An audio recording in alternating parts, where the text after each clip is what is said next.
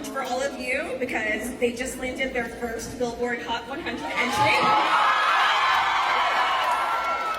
And their first ever Video Music Award. Congratulations and thank you so much for being here. Alright, so the last few weeks have obviously been a whirlwind. The last few weeks and months, you had Marley, the VMAs, the Gap campaign. You're all looking fabulous in your Gap denim today. I did a little outfit change because I had to match, guys. So if you had to pick, what's been a favorite memory from this epic run? I think the VMAs. Yeah. Like,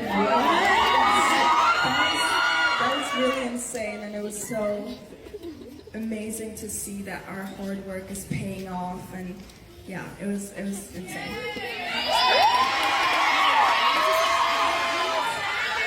Lollapalooza as well. It's so fun. So at the VMAs, you guys obviously met a lot of other great artists and people. Any favorites that you ran into? Ariana Grande. Yeah, for me, I'd say J Balvin. I met him backstage.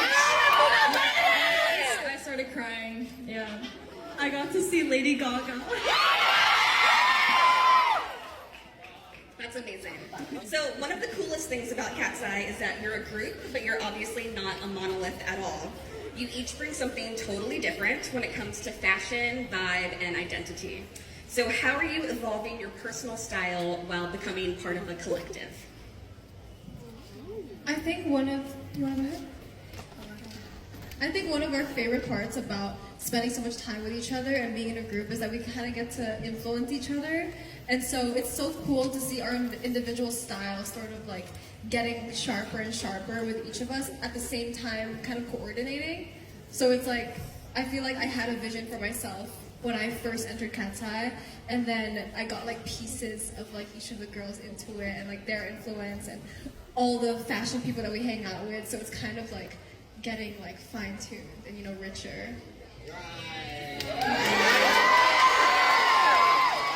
I also feel like our cultures play a big influence into how we dress. Like when it comes to jewelry, even clothing, like we're all very detailed, I would say, in our fashion, like down to the textures and glam and everything. Like I love to wear my own necklace, my bindi. Megan wears her jade bracelet, Mana wears her waist beads, like Danny wears so much jewelry. Everybody has like a special individuality and like thing that they bring to each outfit. And I feel like it's a big thing for us. Like every magazine, every shoot that we've ever done, like we make sure to keep those things with us. So yeah, it's very important to us. So why is it important to keep that cultural representation in your artistry? I think when we grew up, we didn't get to see that much representation, like in ads, walking on the street, like on billboards. We didn't really get to see that much. And I keep saying this, but that's like my favorite part about KATSEYE is that anyone can look at us and like see herself in us. So our cultures is something we always want to represent. We're like so unapologetic about it. And that's what's needed. We're all so different in this world, you know what I mean? It's like, yeah. I love that. And since you mentioned your various cover shoots, of course, I have to mention your Teen Vogue cover shoot, which is if you guys, oh yeah, we've got the posters. We've been selling the posters. B Oyster has been working the merch booth all day. B, I don't know if you're here close, but everybody has to give a shout out to B because she took those photos. Yes.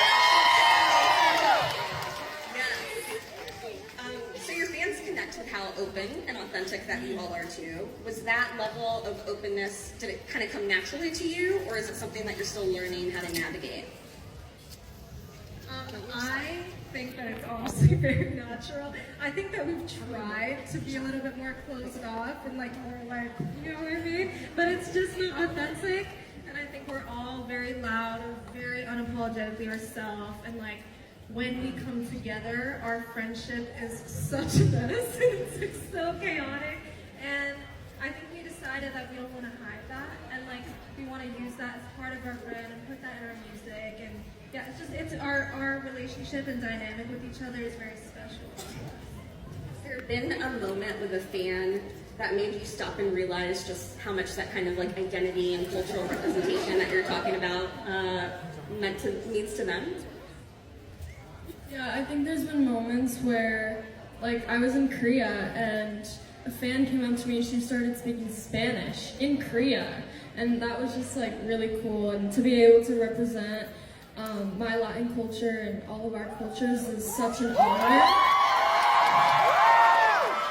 But I think we take that very seriously.